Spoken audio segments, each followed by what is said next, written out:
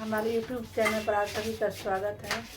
हम लोग तुलसी जी का गीत गाने जा रहे हैं। आप लोग लाइक कीजिए, सब्सक्राइब कीजिए। हम लोग का वीडियो अच्छी लगे तो शेयर कमेंट कीजिए, गलती को क्षमा कीजिए। सब्सक्राइब और लाइक करना ना भूलें। कैसे जरी कैसे जरी कैसे जरी हो रामा कैसे जरी तुलसी के दिया ना कैसे जरी तुलसी के दिया ना कैसे जरी वैसे जरी वैसे जरी वैसे जरी रामा वैसे जरी तुलसी के दिया ना वैसे जरी तुलसी के दिया ना वैसे जरी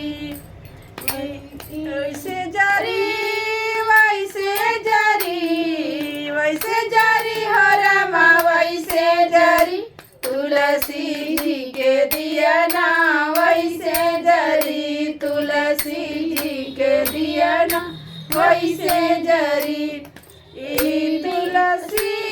ब्रह्म ई बाती ब्रह्मा ने पुराई बाती ब्रह्मा ने पुराई सरस्वती जी ने ज्योति जलाई सरस्वती जी ने ज्योति जलाई ऐसे जरी वैसे जरी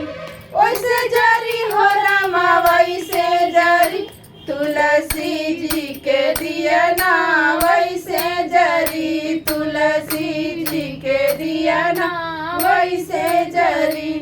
कैसे जरी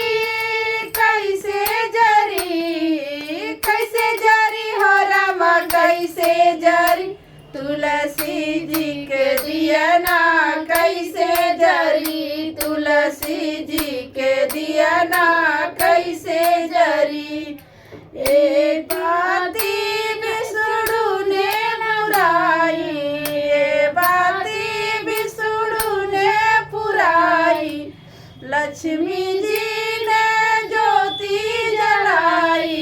लक्ष्मी जी ने ज्योति जलाई ऐसे जली ऐसे जली हो रामा ऐसे जली तुलसी जी के दिया ना ऐसे जरी तुलसी जी के दिया ना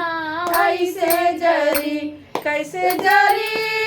कैसे जरी कैसे जरी हो रामा कैसे जरी तुलसी जी के दिया ना कैसे जरी तुलसी जी के दिया ना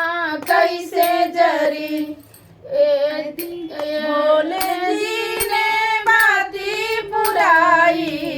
भोले जी ने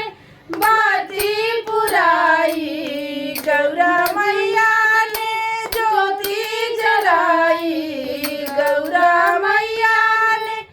ज्योति जलाई ऐसे जली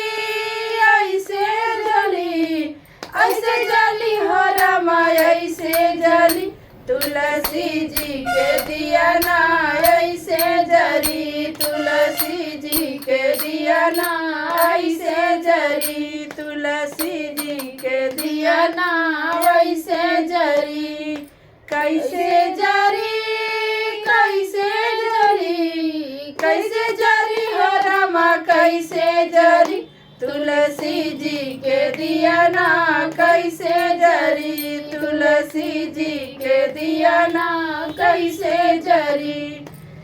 तुलसी जी के दिया ना कैसे जरी राम जी ने बाती पुराई राम जी ने बाती पुराई सीता मैया ने ज्योति जलाई सीता मैया ने ज्योति जलाई वैसे जली वैसे जली हो रामा वैसे जली तुलसी जी के दिया ना वैसे जली तुलसी जी के दिया ना वैसे जली कैसे जली कैसे जली कैसे जली हो रामा कैसे जली तुलसी जी के दिया ना कैसे जली तुलसी जी के दिया ना कैसे जली तुलसी जी के दिया ना कैसे जली कृष्ण जी ने बाती पुराई कृष्ण जी ने बाती पुराई राधा जी ने ज्योति जलाई राधा जी